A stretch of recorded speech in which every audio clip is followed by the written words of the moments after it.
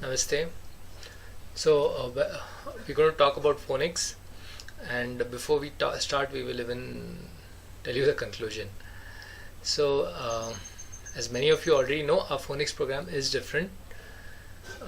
We do not teach ABC, and our focus is on sounds first, without showing letters of any language, just go with the flow, resist the temptation to show letters. If once the sound understanding becomes good and becomes pakka, the language becomes very easy. Believe we have seen this many times. So just commit to this program and it will give you very good results. So having given you the conclusion, let's go through this in detail. So let's start by understanding the importance of phonics. Okay, when we come to education and we think about education, the typical word that comes to an educated person is well-read person, or in Hindi we'll say padhe likhe log, or in Kannada we'll say bodhidaru, because education has become synonymous to being able to read and write. And it is correct to a good extent, because ability to read with understanding is the basis for all education. Why is that? Because once a child has learned to read, it does not need to be taught. From then on, whatever subject it is or whatever topic it is, it can become a self. It can read and understand for itself. It can become a self-learner. So that is the basis for the importance given to reading. So to get somebody or to get a child to read with understanding, we need to understand how to teach it to read, because this is not one of the natural skills which will develop by itself. And the typical way which has been happening for many decades, actually since our childhood, is the spellings way. That is, we've been taught CAT cat, DOG dog, and so on. The question is this correct? Does CAT really add up to cat? Does DOG really add up to dog?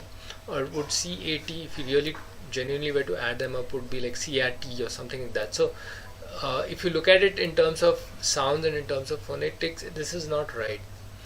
And if it's not right, then why have we been teaching them incorrect things? So when we teach them incorrect things, are we actually helping them, or are we actually confusing them? And the answer is actually, yeah. I mean, we've been confusing people, because it's not a logical way to bind things. We've just been doing it mechanically.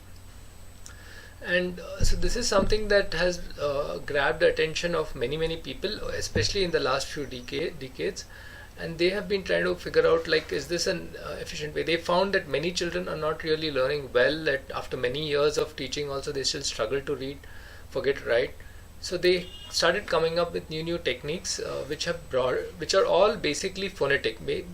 Phonetic means sound based, and they're broadly called synthetic phonics, because it is presumed that English is not a synthetic language, is not a phonetic language naturally. So it's like a forced phonetic approach to English. That's why the term that is being used is synthetic phonics.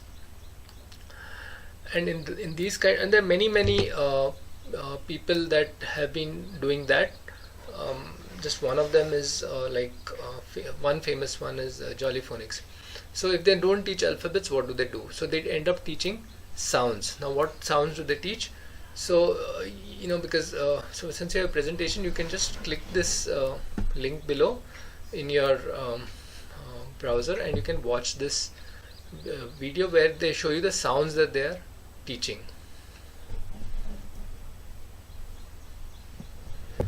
So if you want, you can take a pause and look at that video and then come back to the rest of this video. So if you have seen the video, you will see that they're not really teaching sounds, but they're teaching they're not really teaching alphabets, but they're teaching some sounds which we have not really heard of before. It sounds a little funny, and if you look at it, they are saying, like, don't teach English alphabets. It doesn't make sense. It confuses the child. Teach these kind of sounds, and through these sounds we can teach them much better. And these kind of programs are becoming very popular all over the world. And in this next video, you can see that there's so many programs. I mean, we just showed you one of them. There's so many different phonics programs coming, like saying don't teach this ABC method, it's not the right way, teach our way. And I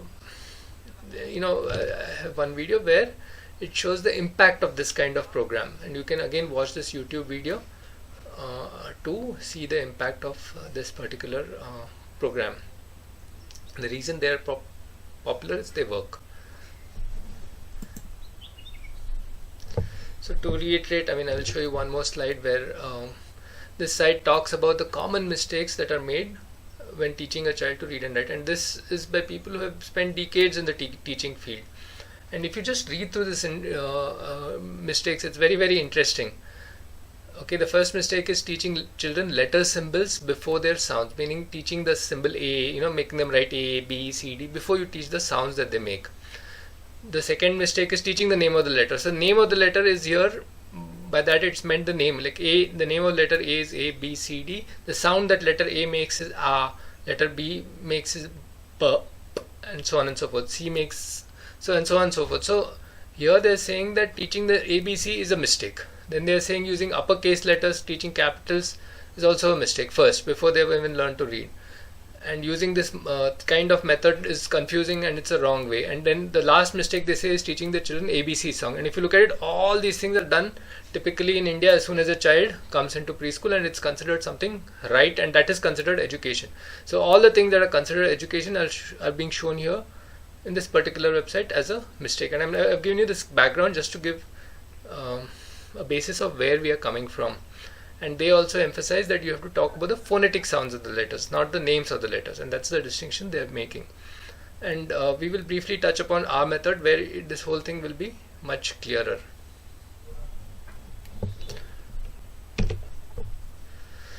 So with this background, we will come to Chili Pili Phonics, the kind of phonics methodology we have evolved here at Chili Pili. So the main thing here is we are phonetic, and not only are we phonetic, we are even completely more phonetic, or even more true to phonetics than the other program. We go beyond that, and our approach is to first build phonological awareness, or this understanding of sounds, prior to showing them letters of any language. So when we are trying to build this phonological awareness, we are not showing any letters of any language, whether A, B, C, D or K, K, G, N, O, I, nothing, just pure phonological awareness. So the question that you will have is, what do you mean by this phonological awareness? So this will be the natural question that will come up. So when we talk about phonological awareness, very simply put, it is just basically the maths of sounds. Now what does that mean? So if you take any word, I will just take a word like say mera, which is a Hindi word, mera, mera bag, mera shirt, something like that. So mera. So if I hear the sound, I can see that it's made of two distinct sounds. So me is one distinct sound and ra is one distinct sound. Now if I think of me, I find that there is a consonant and added to a vowel a, which makes the sound me. Similarly, ra is r added to a, ra. So so these are the constituent sounds which have joined together to form a sound called me, a sound called ra, which again add up together to make the word mera. So this kind of understanding of how sounds have contributed to make a word is called phonological awareness or phonological understanding. It could be an English word like, let's take a word like cook. So cook and cook. So these are two distinct words together. When they are placed next to each other and said together, they make the word cook. And ku is again made of k and k and u. K is actually k minus the sound. The raw, we call it the raw sound, or minus, sometimes in English it's called the schwa sound. So k and u, ku. So that when you join together, it makes ku, and k together it makes. So this understanding is really phonological awareness. So this is, if you look at it, it's all about sounds. There's no letters here. They are not showing any letters here.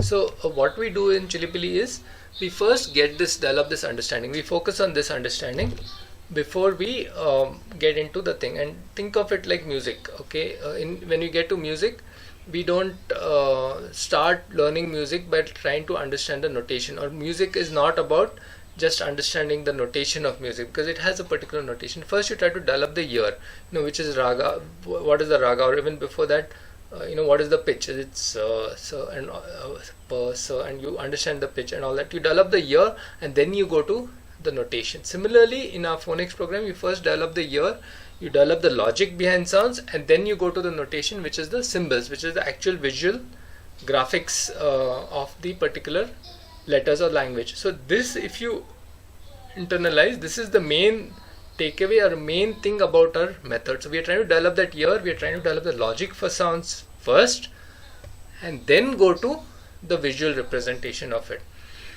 Okay, so that is the unique feature about it. And okay, why do we do it?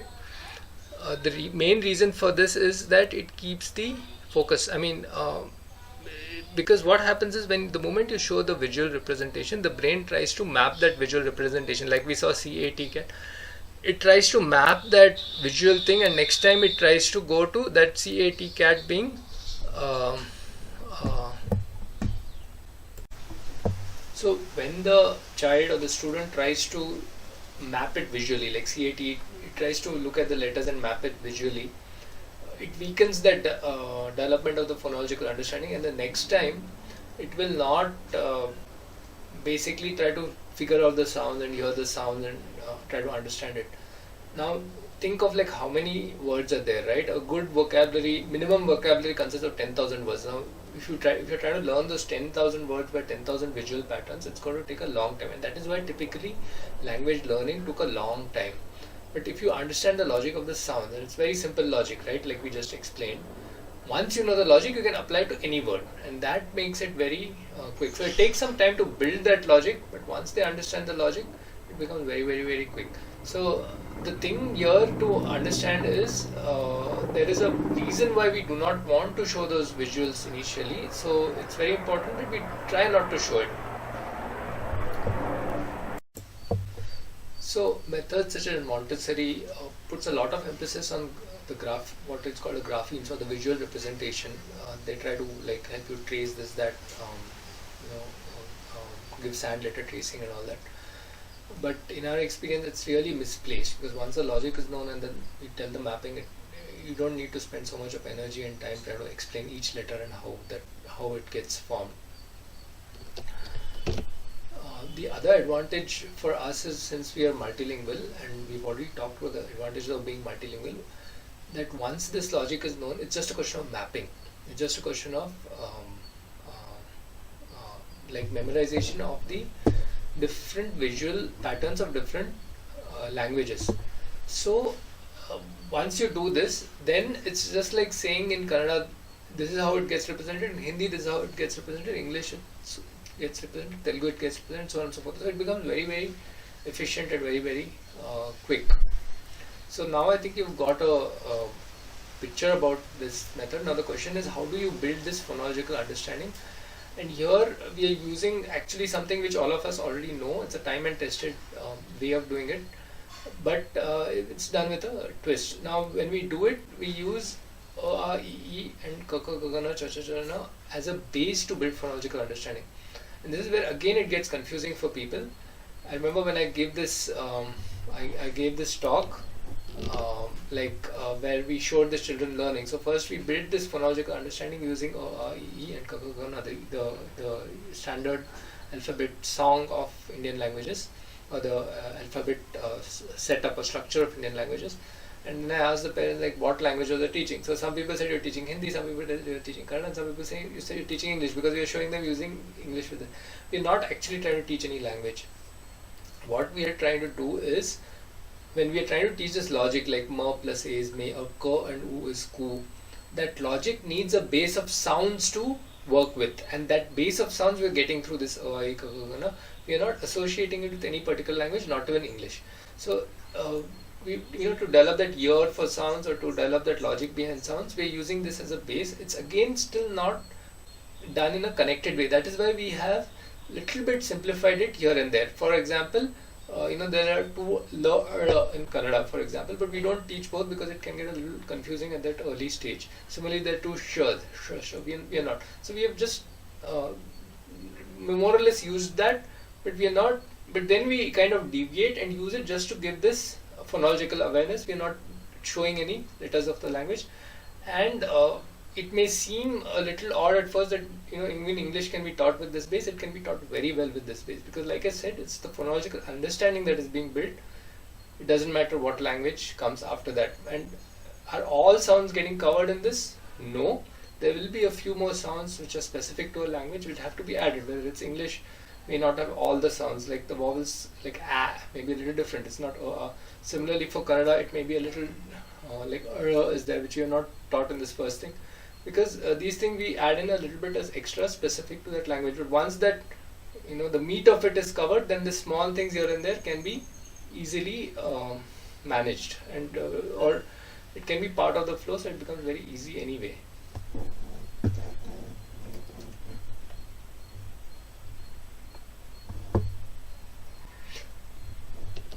Okay.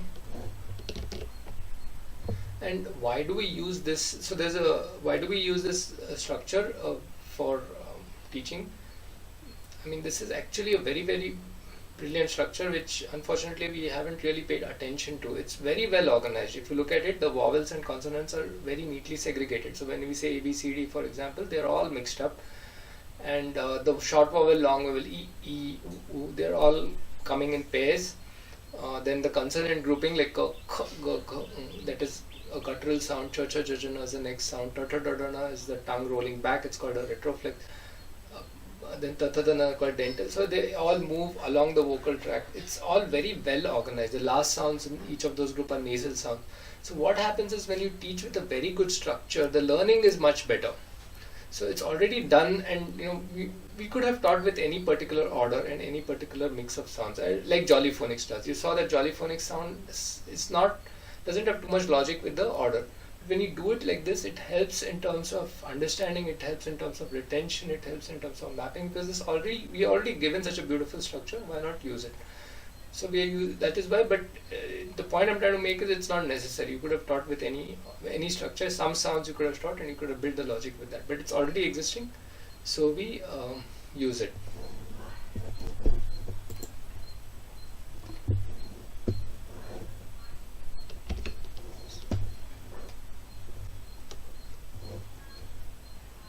Okay, so I hope you've got the idea now.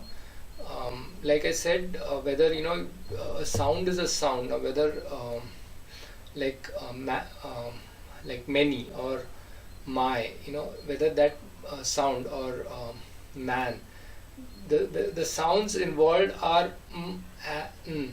the sounds involved are sounds. They can be common across languages, or they're very similar across languages, or we need to understand this logic first. So that's how we are going about it. We are not looking at that man being an English word or a Hindi word or Kannada word or something like that. We're just trying to understand these sounds and this logic.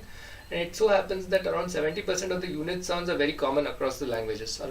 Each one has a few unique sounds, but a lot of the base is common, and that's how we are building on top of that.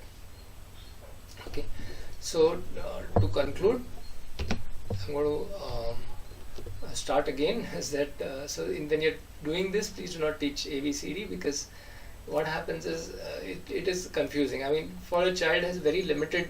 I mean, its brain is still not that developed. It's not so super sharp that you start teaching it 2-3 things, and it has to. Even we find it difficult to kind of coherently map that. Okay, so it doesn't help first, and it can sometimes actually cause trouble, because it will not understand when I'm saying like bat, for example, the sound, I should not be using the B, but I should be using the B. Some children may get it, but it's an unnecessary confusion, and in our flow we do teach that also. So what happens is, we teach it first the sounds. Once it understands the sounds, it's able to map, it's able to read. Only after that we come back and say that, hey, these are the names of the letters, and we have taught you this as B, but the name of this letter is B. So when we come back and tell this is the name, at that time it's already got the logic, it's already understood, so it doesn't confuse. So at that time we do teach them that song also, the letter names also, so that when it goes somewhere else, it's very familiar with that aspect also. So now it knows that the sound wise it's bat, but in terms of letter names it's BAT. So it will know both at the end of the curriculum, when the whole thing is completed. So, but initially we try to avoid making that. So we'll conclude with what we started. It's different, but just try to be fully with the program. You will get the kind of results you will look for.